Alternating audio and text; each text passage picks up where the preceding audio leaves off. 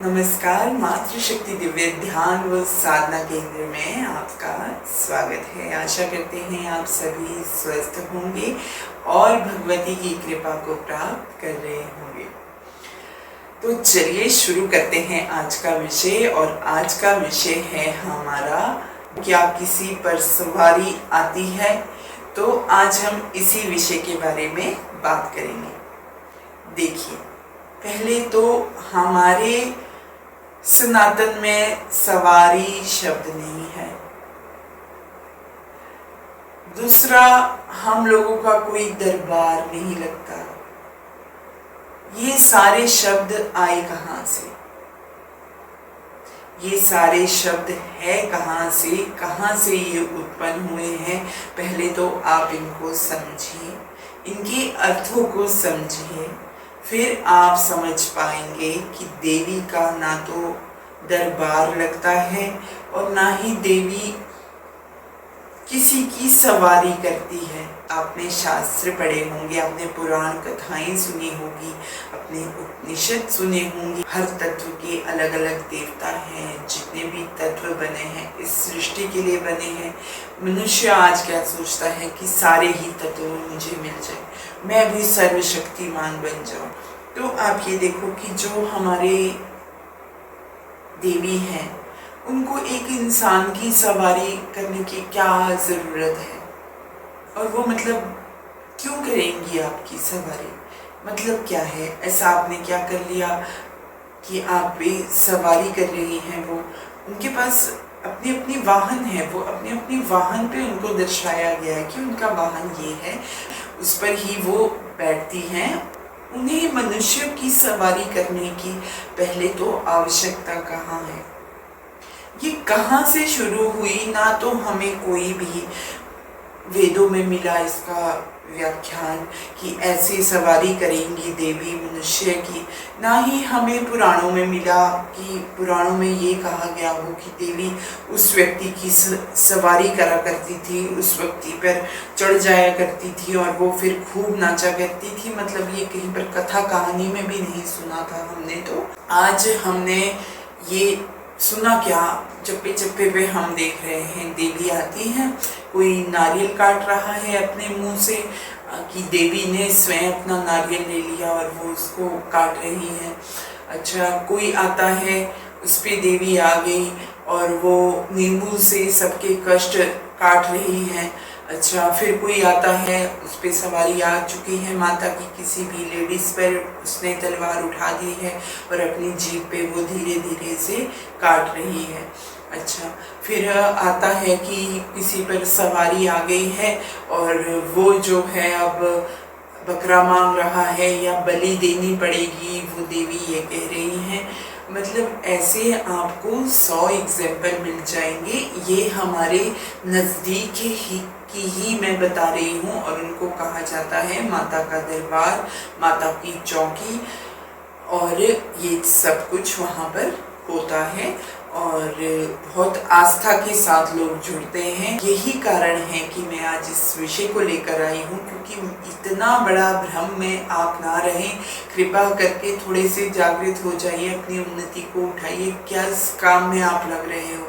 जो चौकियों पर जा रहे हैं और बोल रहे हमें भी दीजिए, हम पे भी माता आनी चाहिए, हमने भी चौकी चलानी है, हम भी चाहते हैं हम चौकी चलाइए।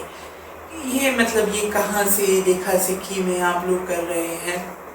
देखिए, जो चौकी है ना, इसमें अगर आप इनके चक्रों में पड़ोगे ना कि हमें चौकी आए और हम उछले कूदे नाचे, तो हमें नहीं पता। अब आपको 4 घंटे अगर आपकी चौकी लगती तो 4 घंटे आपको नाचना पड़ता है। एक तो आपको ये हैप्चुअल हो जाओगे आप इसी चीज़ के, और इससे ऊपर उठने की आप कभी सोचोगे भी नहीं। यदि इन चीज़ों से निकलना है तो अपनी बुद्धि को आप थोड़ा सा चेतन करिए, मंत्रों का जाप कीजिए, स्थिर करिए अपनी ऊर्जा को। ये आपने क्या कर दिया है? मैं तो इन चीज़ों को मानती ही नहीं हूँ कि माता डेली के डेली आ रही है, डेली के डेली दरबार लग रहे हैं और 4-4 घंटे के दरबार है। माता ये कहती है उनको, अगर माता ने कुछ बोल दिया, वो देवी जी ने कुछ बोल दिया कि भाई ये चीज़ है तेरे घर में और ऐसा ऐसा है इसीलिए, और अगला बोलता है नहीं है जी, तो माता बोल दिया और चमाट मारनी है मैं तेरे, झूठ बोलता है मैनू, उसने कहने ही नहीं देती है वो। मतलब देवी है वो कहने ही नहीं देती है, जो उन्होंने कह दिया बस वही पत्थर की लकीर है। दूसरा व्यक्ति यदि कुछ कह लेगा तो वो एन चमाट मारेंगी। और दूसरी बात मैं आप लोगों को ये क्लियर कर लूँ कि जितने भी हमारे देवी देवता हैं उन लोगों की साधना ऋषि मुनियों ने भी की है और अनंत ऋषि मुनियों ने करी है। हमारी जो धरती है, हमारी पावन धरती जो भारत है, यहाँ पर बहुत से ऋषि मुनि, क्या सभी ऋषि मुनि थे और हम सभी ऋषि मुनियों की संतान हैं। और उन्होंने इतनी तपस्या की है कि उनको 500, 600, 800 वर्ष उस समय उनकी एज हुआ करती थी और उन्होंने इतनी तपस्या किया कि देवी के उस तत्व की कृपा उन पर हुई, परंतु ये नहीं दर्शाया जाता कि माता ने उनकी ही सवारी करनी शुरू कर दी है। तो यदि आप इस भ्रम में फिर रहे हो कि हमें भी ये देवी हैं, यहाँ पर देवी आ रही है, माँ कालका आ रही हैं, पहले तो वो महाविद्या है और दूसरा वो कभी किसी पर आती भी नहीं है। जो दुष्ट दल था उस समय राक्षसों का प्रकोप भी बहुत ज़्यादा था, आज भी है, परंतु ये वाली देवियाँ जो आ रही हैं, प्रकट हो रही हैं, माँ काली के नाम से प्रकट हो रही हैं, कोई माँ कामाख्या के नाम से प्रकट हो रही हैं। उनका कोई कार्य है ही नहीं है, वो काम बनाती है लोगों के, मेरी नौकरी लगा दो, अच्छा तेरे घर में ये है, अच्छा तेरे पास मैंने मकान चाहिए, मैंने मकान दिला दो माता रानी। मतलब ऐसे लोग जाते हैं उन पे, मतलब उनका सृष्टि से कोई मतलब नहीं है जो आज देवियाँ आ रही हैं।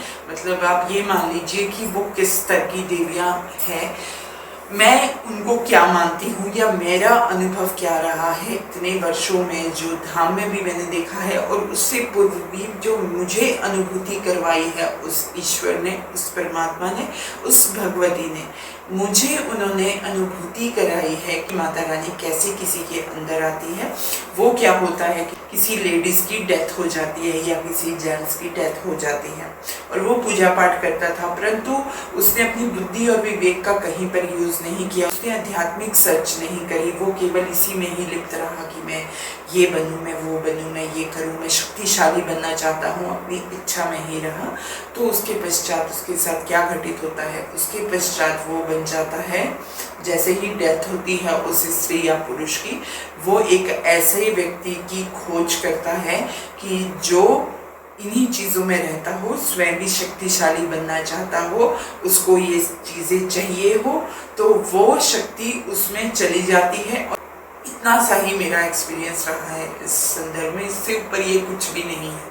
आप लोग के छोटे मोटे काम बनाने के लिए माता रानी उतरी हैं और वो आप लोग के छोटे मोटे काम बना रही है, जबकि बहुतों के बनते हैं, बहुतों के नहीं भी बनते हैं, पर सबके बने उसके लिए आप लोगों को जागृति की ज़रूरत होती है। ऐसे नहीं बनते हैं, लोगों में ज्ञान का प्रचार कीजिए, ज्ञान का प्रसार कीजिए। तो इस विषय को तो मैं यहीं पर ही समाप्त करना चाहूँगी, क्योंकि ये आपको शायद क्लियर हो गया है कि कोई सवारी सबूरी नहीं आती है।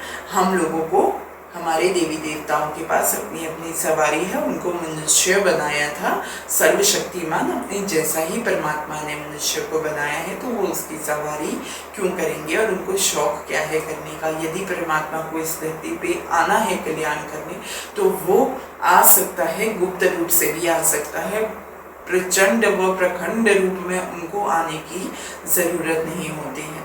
तो आज का विषय यहीं पर समाप्त करते हैं, कल फिर मिलते हैं एक नए विषय के साथ, एक नई जानकारी के साथ। तब तक के लिए धन्यवाद। जय मातृ शक्ति दिव्य धाम।